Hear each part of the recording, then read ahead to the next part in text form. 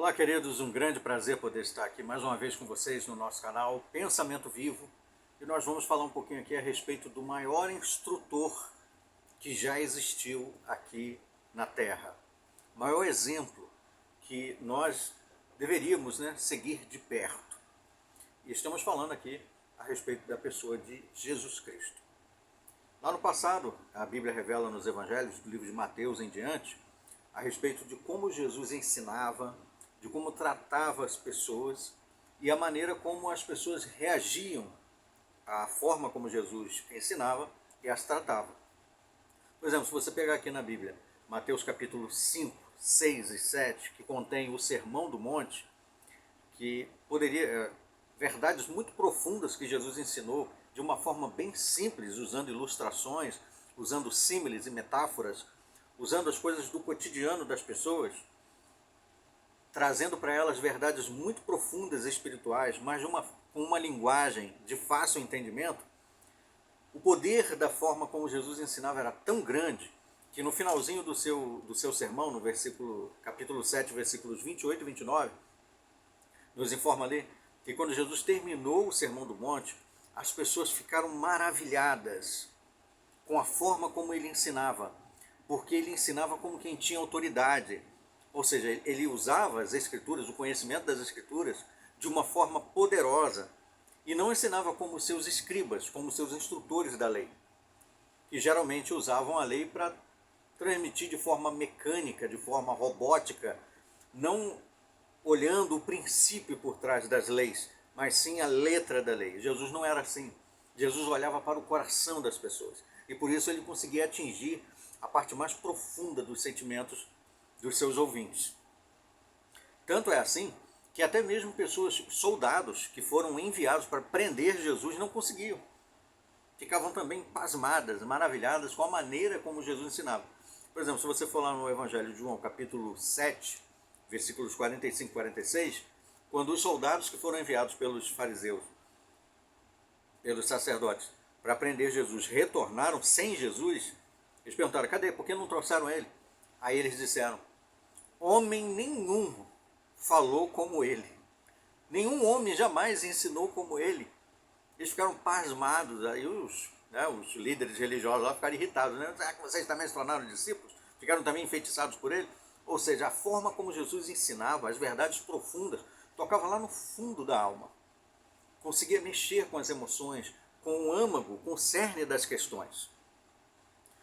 Jesus se importava com as pessoas, não eram como os líderes religiosos que se importavam apenas com as aparências, com a sua posição de prestígio, queriam ser chamados de rabi, de instrutores, de líderes.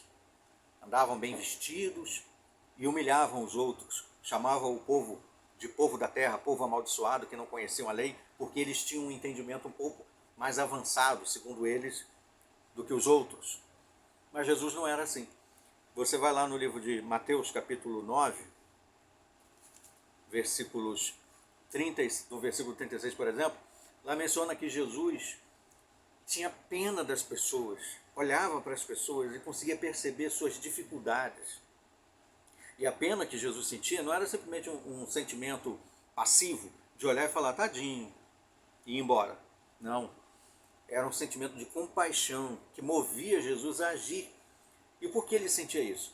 O versículo diz que Jesus percebia que as pessoas andavam esfoladas de um lado para o outro, como ovelhas sem pastor. Embora eles tivessem instrutores da lei, homens experientes ali da nação judaica, que tinham conhecimento da lei antiga, da lei mosaica, do Antigo Testamento, e instruía o povo, esses não conseguiam ajudar as pessoas a realmente aplicar o princípio por trás das leis. Ou seja, eles absorviam conhecimento, mas esse conhecimento não as preenchia, não preenchia a sua espiritualidade. Elas continuavam vazias, como ovelhas sem pastor, que eram tosqueadas o tempo todo, com cargas pesadas que eram amarradas sobre elas.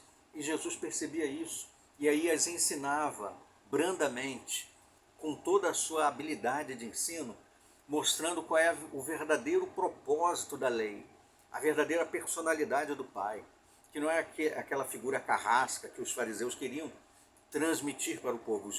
digo os fariseus, mas tinha também os saduceus e outros líderes religiosos. E em Mateus capítulo 11, versículos 28 a 30, Jesus então convida as pessoas, né? Venham a mim, todos vocês que estão sobrecarregados, todos vocês que estão trabalhando duro, todos vocês que estão muito cansados, tomem sobre mim, ele diz, tomem sobre mim o meu jugo e eu os reanimarei. Venham a mim, Jesus convidou, e eu os reanimarei, eu vou dar a vocês ânimo, vocês vão se sentir amados, vocês vão se sentir motivados a realmente viver de um modo agradável. Era o que Jesus está dizendo. Tomem sobre vocês o meu jugo, que era um objeto que geralmente era utilizado para colocar em animais de carga, né?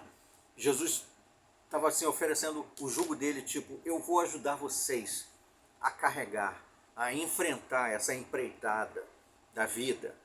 Então, toma aqui o meu jugo, eu vou junto com vocês. Eu vou os reanimar. A minha carga é leve e o meu jugo é benévolo. Aprendam de mim, ele convida, porque sou humilde de coração e de temperamento brando, e acharão revigoramento para as vossas almas.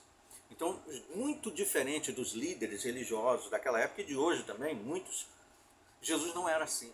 Jesus não amarrava regras nas pessoas, cargas pesadas, como faziam os fariseus, né? Se você for lá, por exemplo, em Mateus capítulo 23, Mateus 23, versículo 4, Jesus fala ali, né, dos fariseus que amarram cargas pesadas no povo, ou seja, colocam regras desnecessárias, impõem sobre eles objetivos, regras, metas que não têm necessidade alguma, que só faz com que as pessoas se sintam mal quando não conseguem atingir, ou quando conseguem atingir, muitas acabam se sentindo superiores às outras que não conseguiram, ou seja, não tem propósito nenhum na sua adoração, não acrescentem absolutamente nada na sua espiritualidade, na sua relação com Jeová, com Cristo.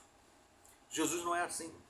Jesus ensina as pessoas a serem reanimadas, a serem felizes, a focar realmente naquilo que é importante, não em coisas desnecessárias e subjetivas. Jesus era tão maravilhoso no ensino dele, na forma como ele ensinava, que era como se você pudesse ver, porque homem algum jamais viu a Deus, como diz a Bíblia, mas o próprio Filho de Deus, Jesus Cristo, está lá em João 1,18, nos revelou ele. Se nós queremos aprender assim como Deus, o Criador, seria se ele fosse um ser humano, é só olhar o exemplo de Jesus. É só olhar o exemplo perfeito de Jesus, porque ele é o reflexo perfeito da própria imagem do Pai. E ele mesmo fala isso, né? Por exemplo, em João, no Evangelho, capítulo 14, versículo 7 em diante, Jesus disse, se vocês me conhecerem bem, conhecerão também o meu Pai. Aí onde os seus apóstolos, né, Filipe fala assim, mostra-nos o Pai. Aí Jesus diz, vocês estão tanto tempo comigo e ainda não conhecem o meu Pai? Quem vê a mim, vê o Pai. Então, se nós queremos aprender sobre o Pai, a melhor forma de fazer isso é olhar o exemplo de Jesus. É ver como Jesus agiu. E aí nós temos a ideia perfeita de como é que Jeová agiria se estivesse naquela situação ali. Como ele julgaria determinada situação. O exemplo de Jesus mostra isso, porque ele é a imagem perfeita do Pai. Quem aprende de Jesus, aprende do Pai. Então a melhor forma, a melhor maneira, o melhor exercício que nós podemos fazer para aprender sobre o Pai é aprender sobre Cristo. Aprendendo sobre o Filho, aprendemos o Pai. Honrando o Filho, honraremos o Pai. Seguindo o Filho, estaremos indo na direção do Pai. Nas palavras de Jesus famosas, João 14,6. Eu sou o caminho, a verdade e a vida. Ninguém vem ao Pai a não ser por mim. Então, a porta de entrada, o caminho certo para chegar ao Pai é por meio de Cristo. Então, se queremos aprender sobre Jeová, queremos aprender sobre o nosso Criador, sobre o autor das Escrituras, é só olhar para o exemplo perfeito de Jesus contido nos Evangelhos. Essa é a mensagem que eu queria compartilhar com vocês e agradeço a atenção. Até os nossos próximos vídeos. Até lá.